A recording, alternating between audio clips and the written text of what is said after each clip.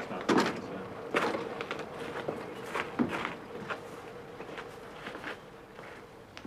And how are you finding Whitehall, my dear boy? Educative. I'm full of academics at the moment. What exactly do you do? I'm a headhunter. The polite term for it is specialist recruitment.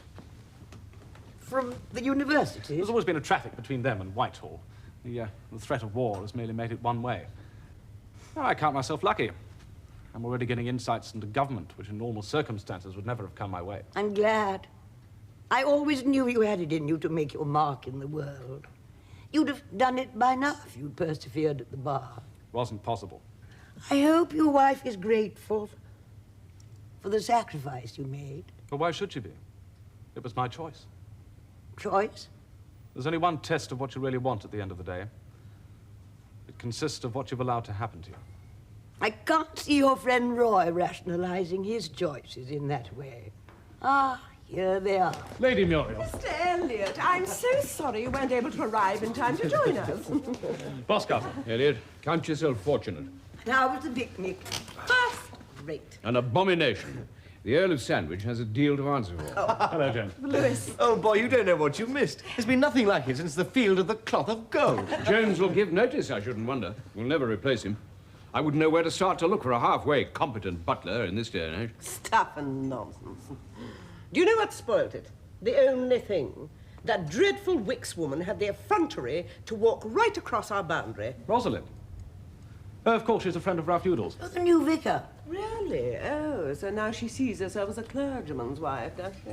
There is a good deal to be said for the celibacy of the clergy. But I don't see why the young woman shouldn't look him up. I always felt you were hard on her, Muriel. Hard on her? Yeah. Why, she's nothing better than a trollop. Well, that doesn't say much for his morals, does it? Well, that settles it then. Shan't be going to church on Sunday. I consider that you should support the new vicar. My dear Muriel, you really can't have it both ways. Well, I shall go to church on Sunday. And if that Wicks woman is there, I shall simply look the other way. A truly Christian solution, Lady Mew. What? Capital, my boy, capital.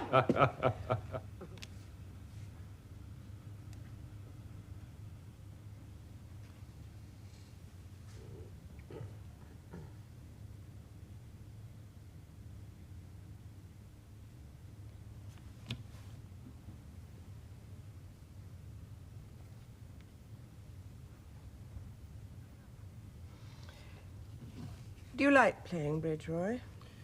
I like playing it with you, Lady Mew. Do you like the game? Of course I do. Do you really, Roy? Well, to tell you the honest truth, no, not very much. It is very good of you to humor me. I wonder if the master ever liked the game. I don't remember ever asking him.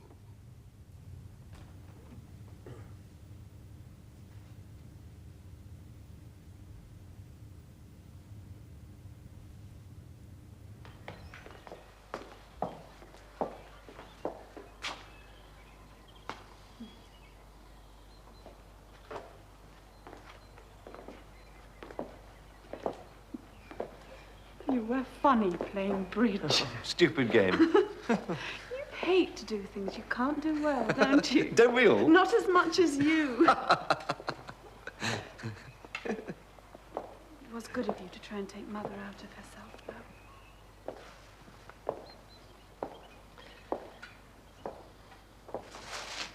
Affectionate. You will have to come to terms with the fact that you're good for people. You've been good for Mother. No, I leave that to the, Udalls of this world. That was part of my deep-laid plan to take advantage of you. Oh, will you ever stop treating me as a child? I lusted after you long before you ever noticed me. And oh, my dear, you'll never know what being your lover has done for me. No one else could have made me believe I was beautiful.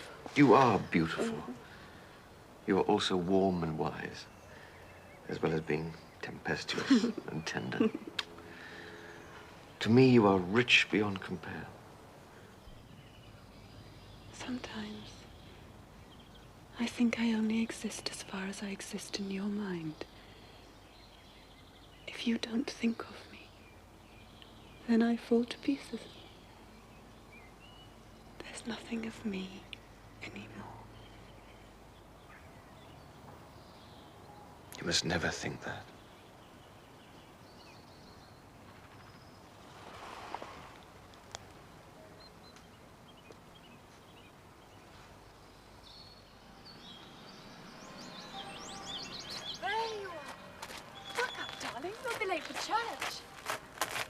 I'm not coming. But Roy, we agreed. I know what we agreed. Darling, you only have to act as though you've found faith. And it's been proven time and again it can come. Oh, there's an optimistic view. An hour in church. Please, Roy. I can't bargain with God. That's not the point. It is for me. The going through the motions might be all right for a 20th century radical like you, but it makes me feel hollow, contemptible, and ashamed. This is one of your bouts of black despair. It'll pass. You'll see. Oh, for pity's sake, Joan. I don't know what to do next. Even I can't help you if you won't let me. I'm going to church. Are you coming?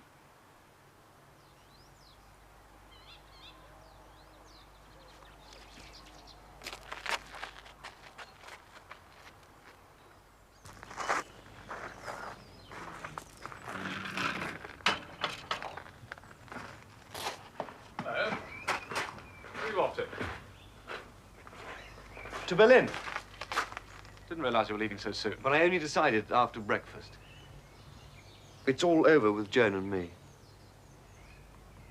I was afraid so. There isn't much time left.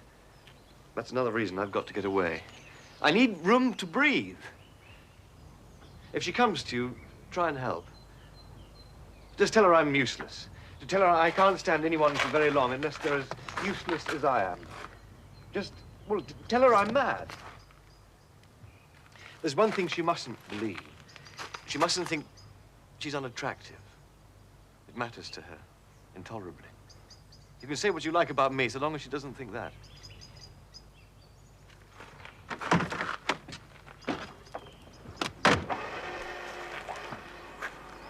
It's difficult to believe you're attractive to people who go away.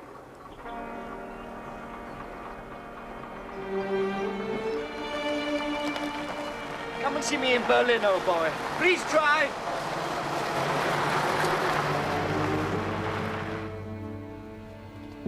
Isn't it odd how being loved brings out the worst in people? It's a pity.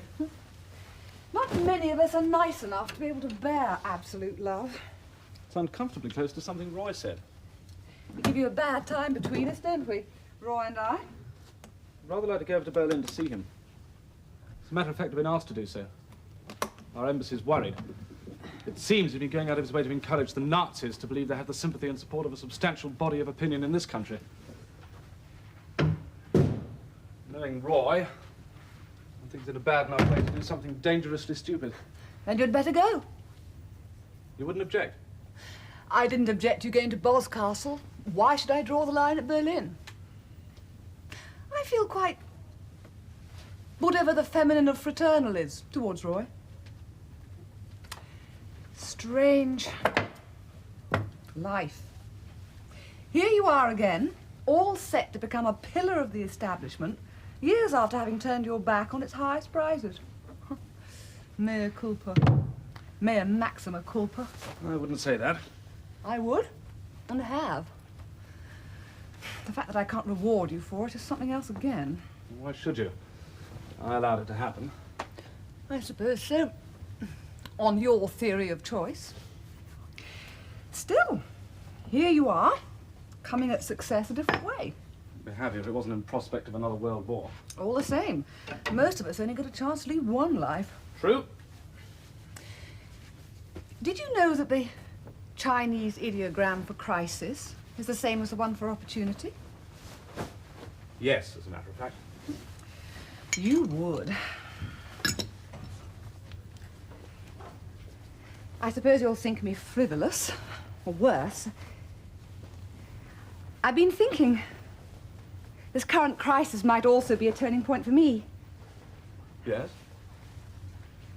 In fact, I've applied for a job in Anglo-French liaison. Well, my French is quite good, and there must be some way I can be useful to somebody. Splendid. Do you really think it's a good idea? I said, splendid. Oh, they'll probably turn into another RSR fiasco. I've told you before, that was unique. Please, God.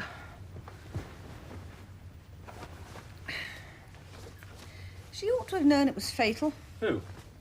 Joan. Wanting to get things straight. Oh, well. Good night. Right. I love Berlin. I walk about it day and night. I feel absolutely anonymous. I don't think I've ever been so free. I can turn up my coat collar, walk about the streets, and be sure that no one knows me. It has great power. Don't you feel it has great power? Not sure. That's why I want you to meet Shaughan. Who's he? A minister of state. He's quite young, about your age. Look, you really must forget your preconceived ideas. He's not a bit stuffed. Come on. Not sure I like it here. Quite sure you wouldn't. Love, Lewis.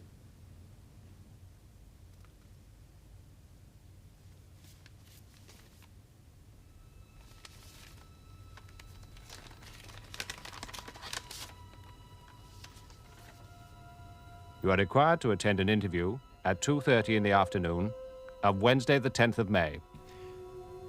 You are required to attend an interview at 2:30 in the afternoon of Wednesday, the 10th of May.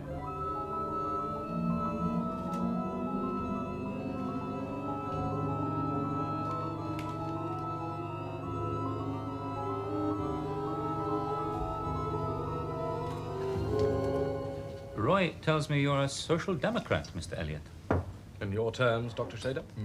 We thought them nice, harmless people. They gave us very little trouble. We noticed. I don't think that Lewis is harmless. His politics are the only burglar thing about him. I'm sure we shall find much in common. Tell me, do you really think England will go to war to maintain the balance of power? I think we should. Why, please? Because no one is fit to be trusted with power. Any man who's lived at all knows the follies and wickedness he's capable of. If he doesn't know it, then he's not fit to govern. And if he does know it, he knows also that neither he nor any man is fit to decide the fate of a single human being, much less a continent. You do not think highly of man. I am one. So then, let us suppose that we have to extend our frontiers, Mr. Elliot. You go to war, then what happens? Can you fight one? You're not a united country. There are many in England who like us. Oh, yes, they see our faults. But they like us. It doesn't exaggerate the effect of disunity in England. After all, opinions can be altered very quickly in the modern world. You are talking about propaganda. It can be very effective. My dear sir, it's a national speciality. Indeed, if we were to entertain you here for a few years, well, a few months even, I guarantee you would accept without question things that you now find incredible or intolerable. No, you are wonderful people. You're brave, you're gifted, you might really found a new civilization. But you're also mad. You drink too much, Roy. You can slant the facts till you're blue in the face, but you'll never get people to believe whatever you choose. Perhaps you should take your friend home, Mr. Your Elliot. treatment of the Jews, for instance. Why do you need it? It gets you nowhere. It's insane. My dear Roy, you're in great danger of abusing my hospitality. Sometimes I think that whatever else you achieve, it will be enough to condemn you. Mr. Elliot, I rely upon you to make sure that our impetuous young friend gets home safely. Gentlemen. Heil Hitler. Heil Hitler!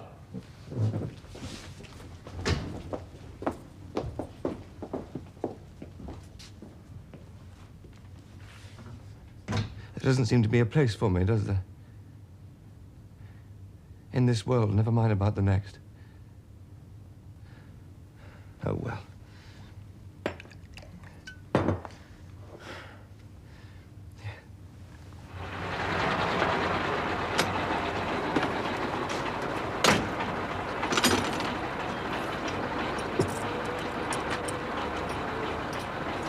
Thank you, driver.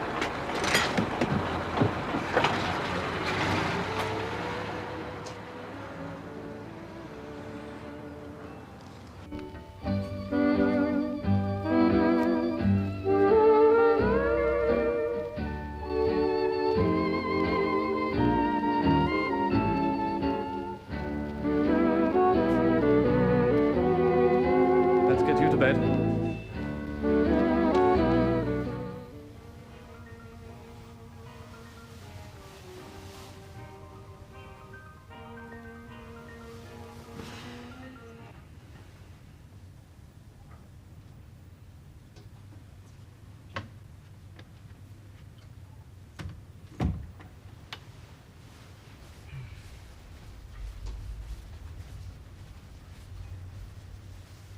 All right. I suppose so. Louis, What is that? I'm in a pretty bad way.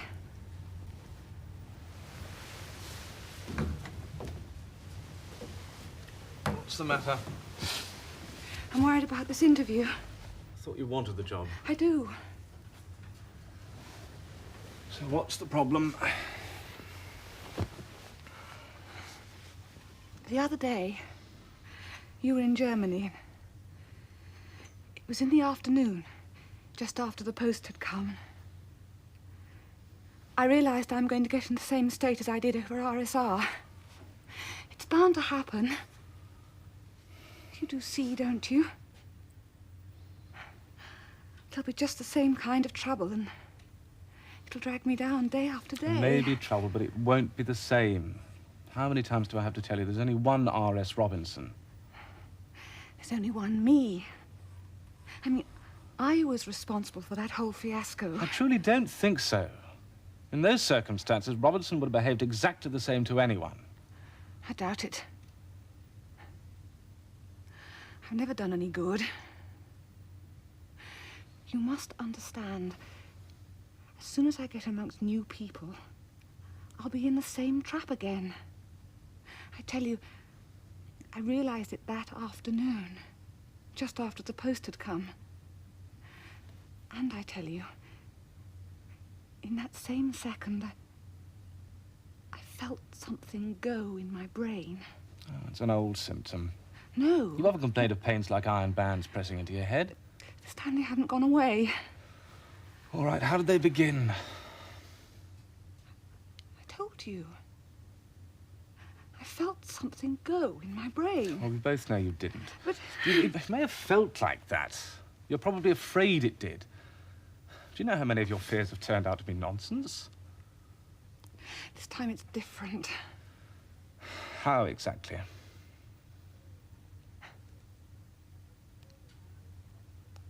I felt something go in my brain. Truly, I did. This isn't getting us anywhere. What you need is a good night's sleep. Here.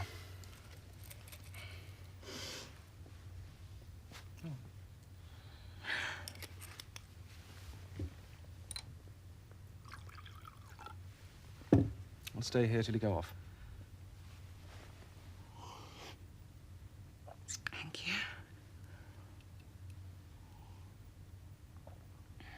See? You'll be laughing about this in the morning. 90% angst. That's the style.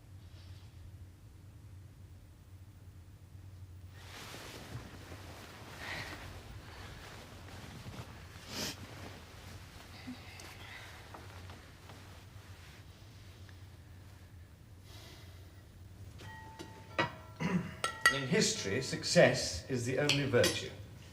Everyone will forget the black spots if the National Socialists succeed. And there's every chance they'll create a brilliant civilization. But at what human cost? Men need to plan on a superhuman scale. I do believe I hear the devil quoting scripture. The gospel according to Karl Marx, doesn't it? He didn't seek to impose his solution. Because he thought it was inevitable. He was wrong. The world won't just become one. Only the Russians or Germans can do it, your lot or mine. They've got the energy for revolution. It comes from very deep.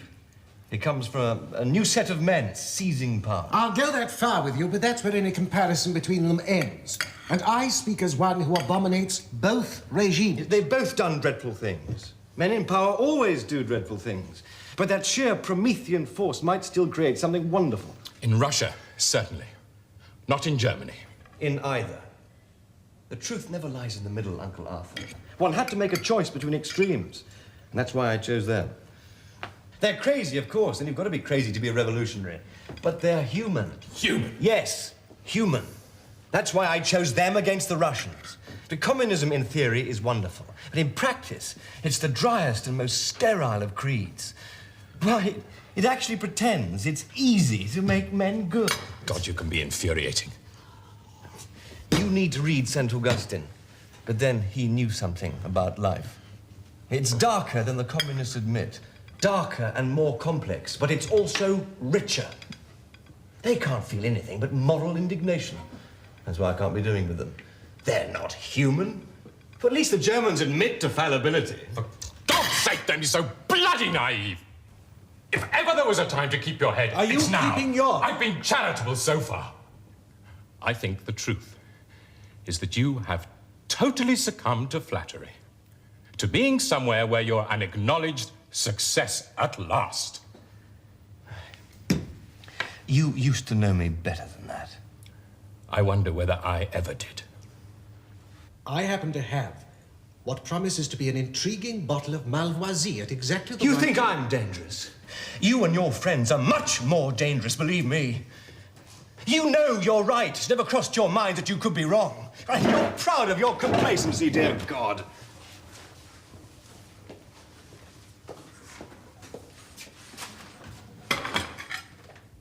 Dear me. Mr. Elliot, I wish to ask you a personal question. Lady Muriel? I do not wish to pry, but I must ask you this.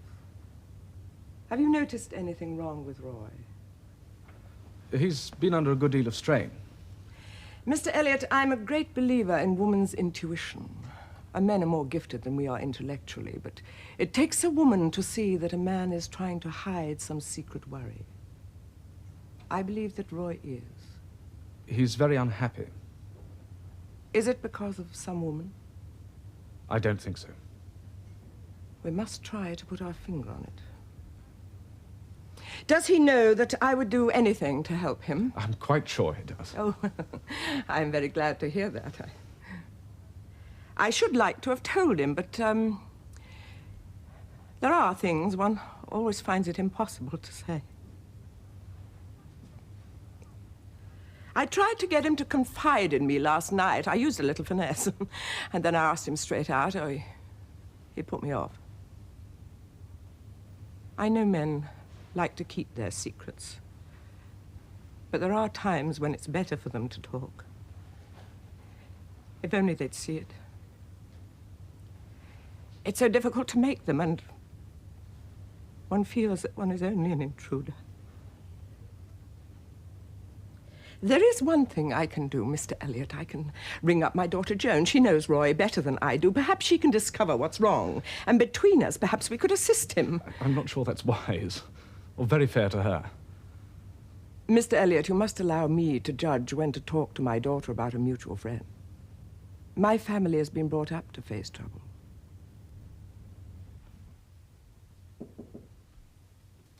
Come in.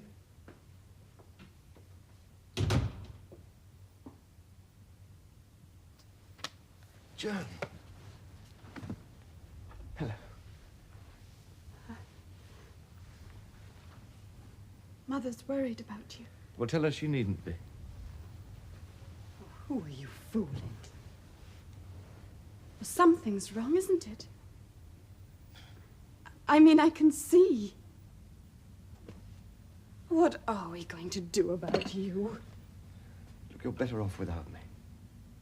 I wish I could believe that.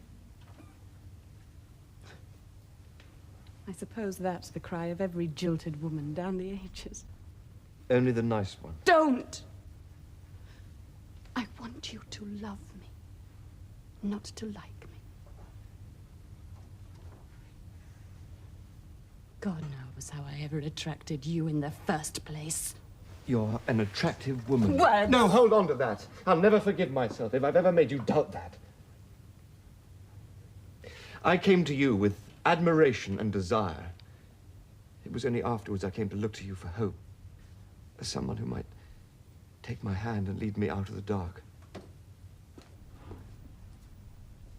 I do believe I understand you. You told me so. You saw some things about me more vividly than any woman I've ever known. Others I hid from you. Because I was trying to hide them from myself, I suppose. You couldn't hide your bouts of black despair. No, but I let you believe they had a cause, and one which together we might cure. That's not true anymore. It never was.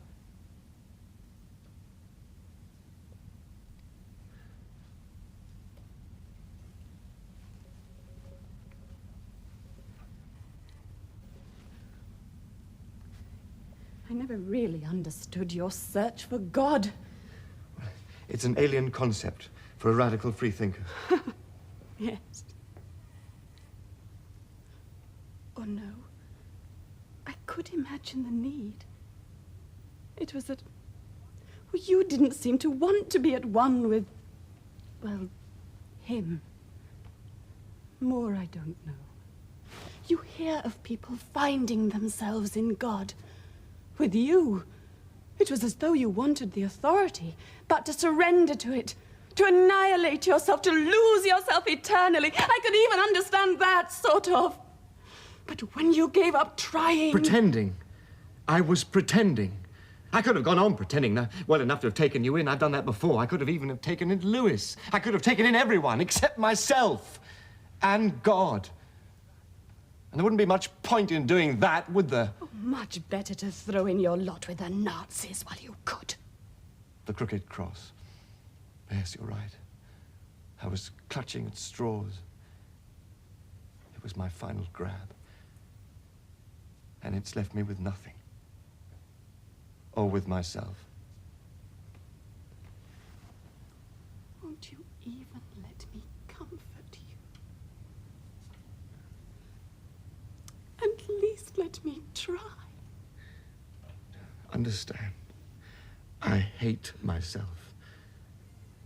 I've brought unhappiness to everyone I've known.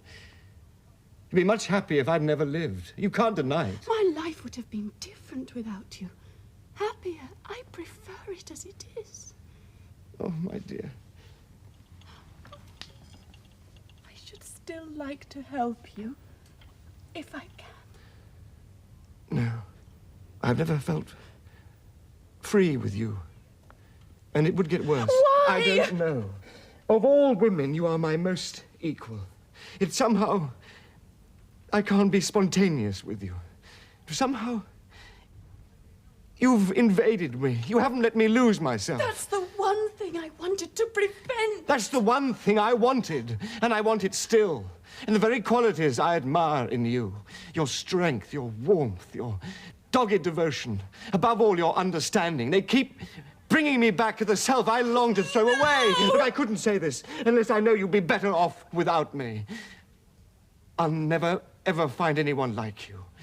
But the bitter truth, and you must bring yourself to believe this, is that I am, and I shall be, better off without you.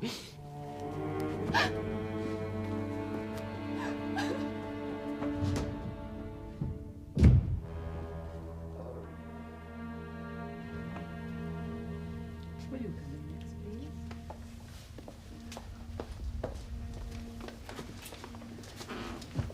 It's like musical chairs, isn't it? Finds I'll get caught standing.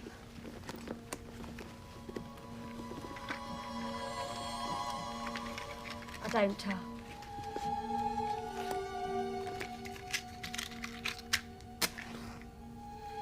Hey, they can't take your life.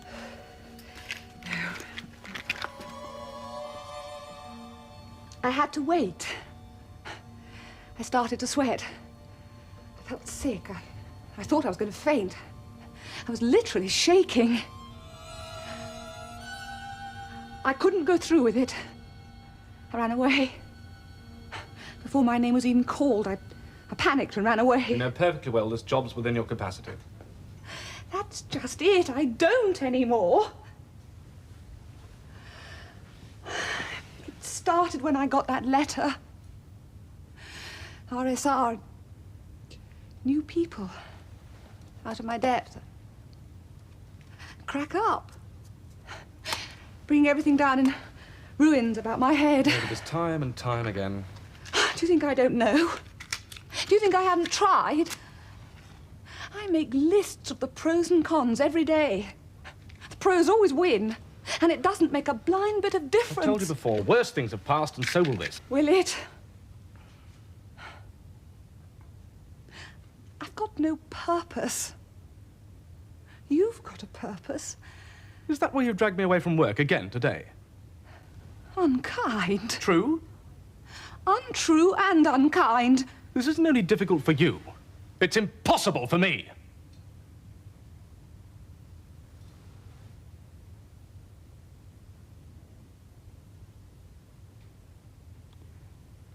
You've done all you're capable of.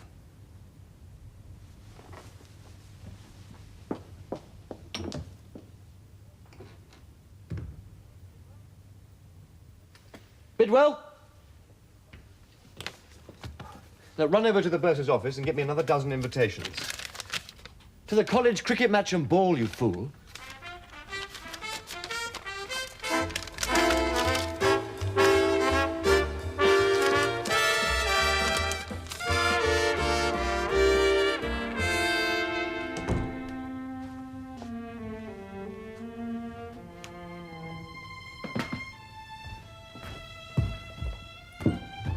Where the devil have you been? Don't be cross. I've been walking along the river. All day? All night and all day.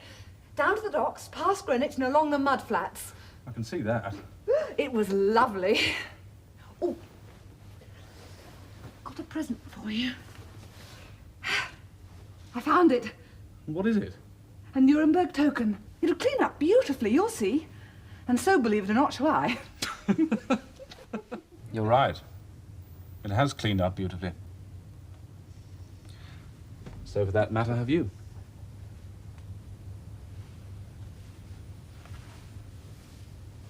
I don't know whether I can go on. You know, with this job. They give me another date for an interview. There's no point going on if it's too hard.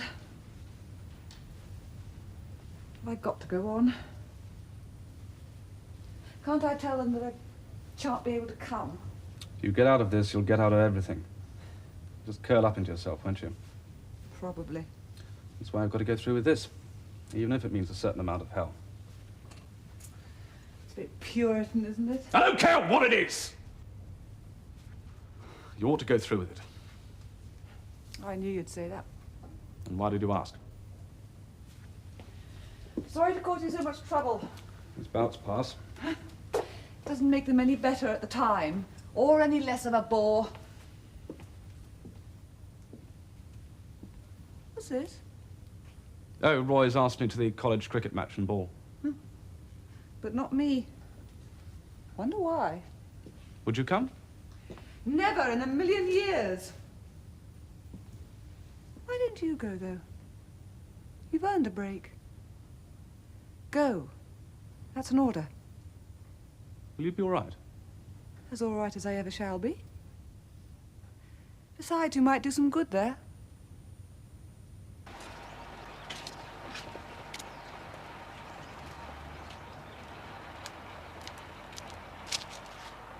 Don't drink too much.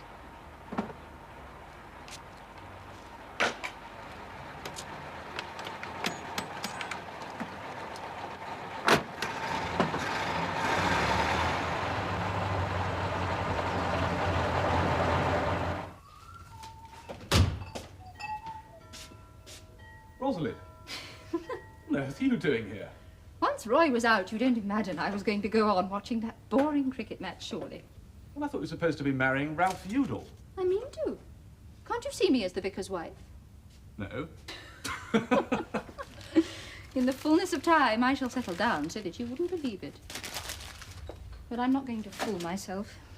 After Roy, other men seem so dreadfully dull. So I jumped at the chance of going to this ball with him. Asking for trouble. Wrong. I was asked. You needn't worry. I'll see Lady Muriel doesn't find out. I don't want her bruiting it about all over Boscastle. I won't have Ralph upset. Besides, a husband in the hand is worth two in the bush. That's not what I meant. Why do you want to stop me and Roy having some fun? It might take him out of himself. He's been going through one of his bad patches, hasn't he? Which is precisely why I don't want you to... Don't be so avuncular, Lewis. It'll do him good to have a night on the tiles. And you needn't worry. I am not going to gate crash on your aristocratic dinner party. In fact, you can walk me over to my hotel and let the Byzantine Bidwell get on with laying the table. A pleasure.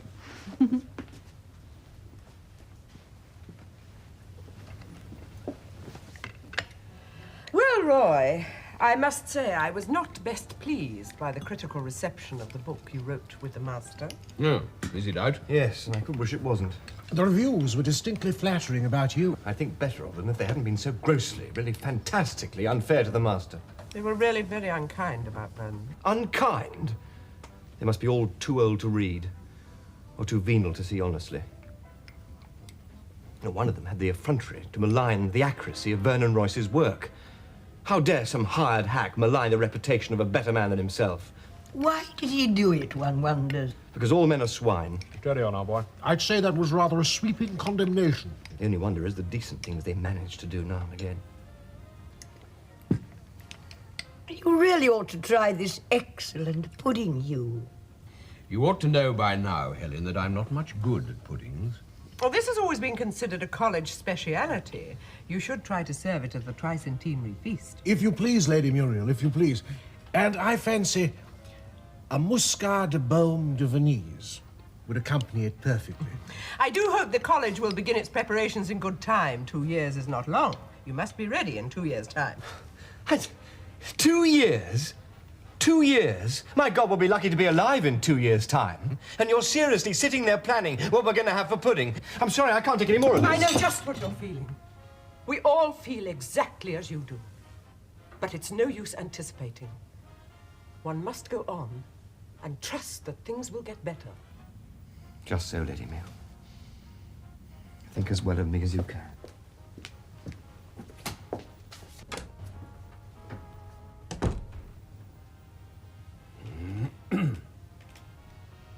I thought the man was going to make an exhibition of himself. I'm so sorry. Oh, come now, Hugh. We've all sat through dinners where we wanted to throw every scrap of crockery on the floor. Yes, and we've had to hide it so as not to embarrass our guests. I like that young man, I always have done. But one will have to think twice about accepting his invitations if one's to be embarrassed like this.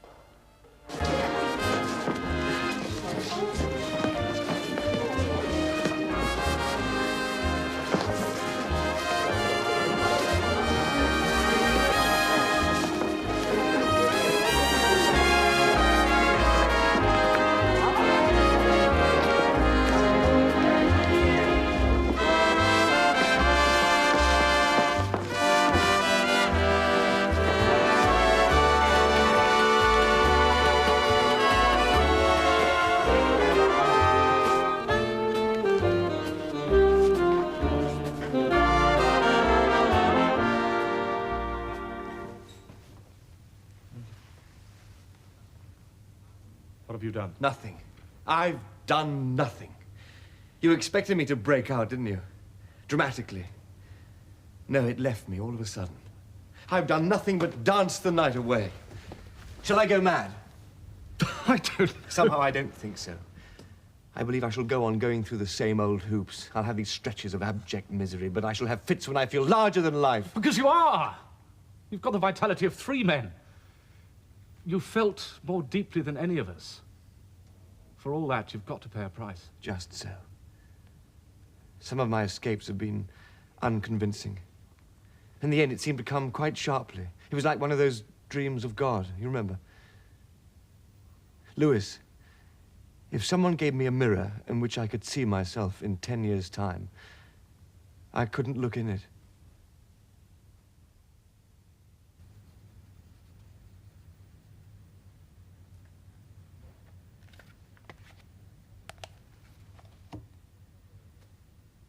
Still, it's not over. We've got some way to go, haven't we? So we can be as close as we used to be. Oh, I intend to have the time of my life with Rosalind. But I should like to be some good to you. I need to make up for lost time. What are you going to do about Sheila? I'm tied to her. You take that for granted? Well, only because it answers some need in me. You really do have an overdeveloped sense of responsibility. It's true. It's also superficial. Hides the root from which the deceptive and amiable parts of my character grow. And that root is not so pretty.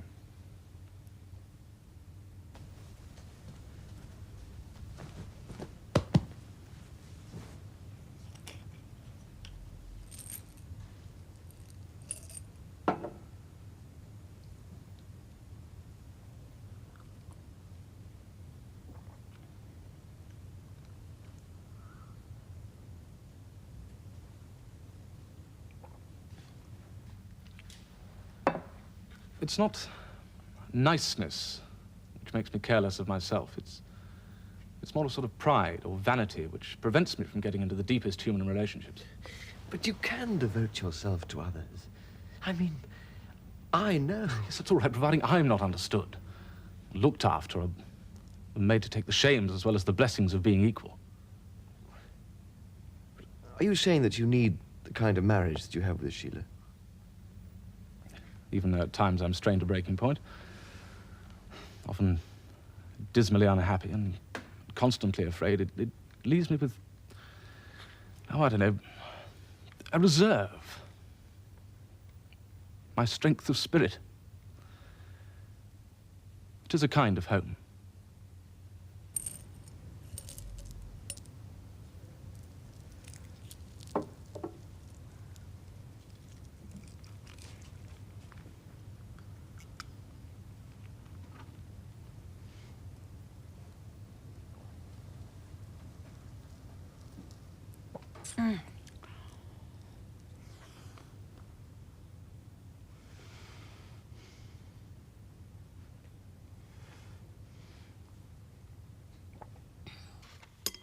Yet can we?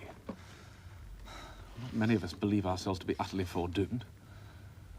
Well, you know how hard I've fought against it. I'm not ready to accept the fact that I'm my own prisoner. What are you going to do? I don't know.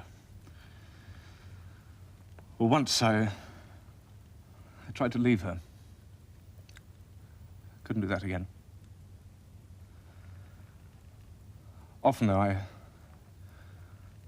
allow myself time to imagine when I might be set free.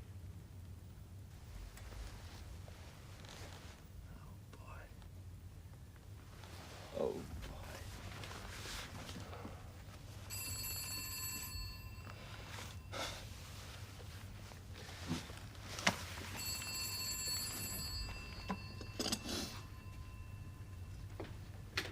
Hello?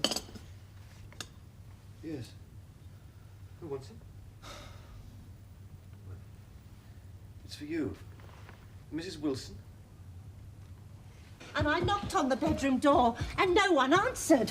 And I went in and there was no one there. All right, Mrs. Wilson. Thank you.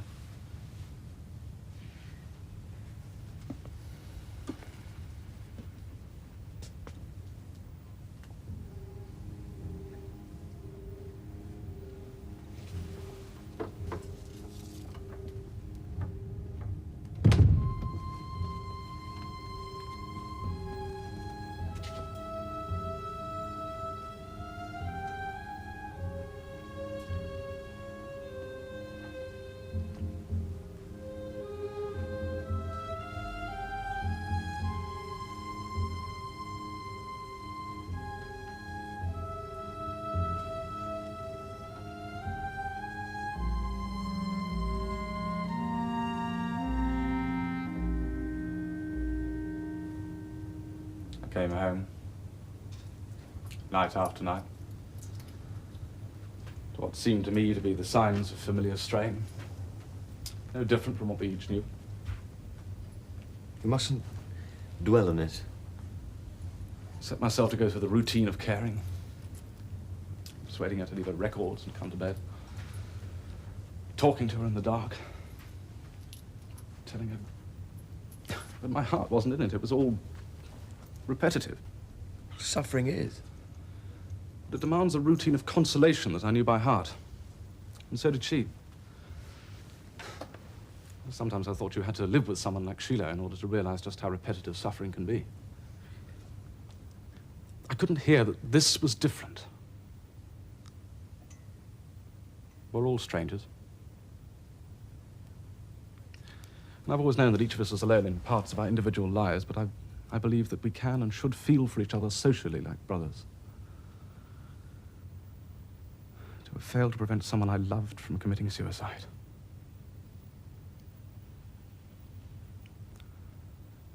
And yet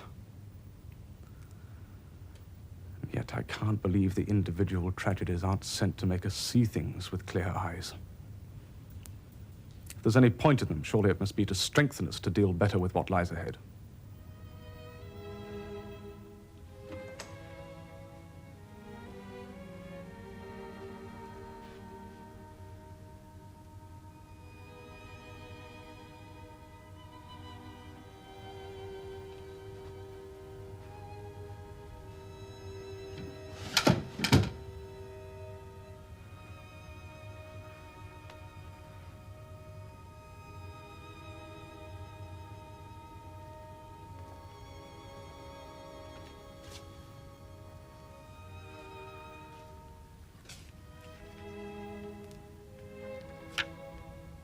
"10 days since something went in my brain.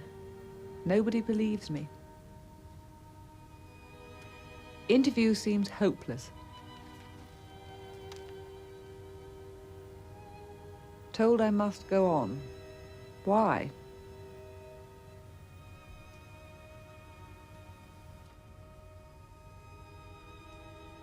You're all I've got. You're all I've got.